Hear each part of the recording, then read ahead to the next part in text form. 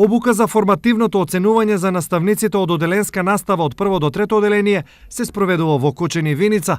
Обуката трае 2 дена во повеќе сесии. Првиот ден ќе поминат наставниците низ 4 сесии, ќе се запознаеме со целите на формативното оценување, како тоа функционира во наставата, што треба да прави наставникот, што треба да прават учениците и ефектите се разбира од формативното оценување, односно следење.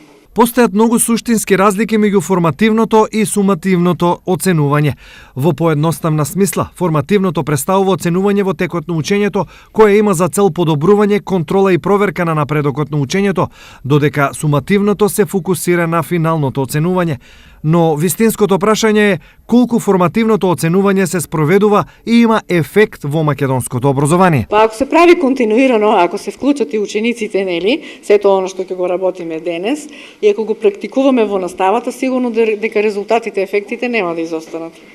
Инаку македонското образование претрпе радикални промени во последните години преку вклучувањето на Кембридж образовниот систем во основните училишта и деветолетката, а од догодина Кембридж програмата се очекува да започне да се спроведува и во средните училишта.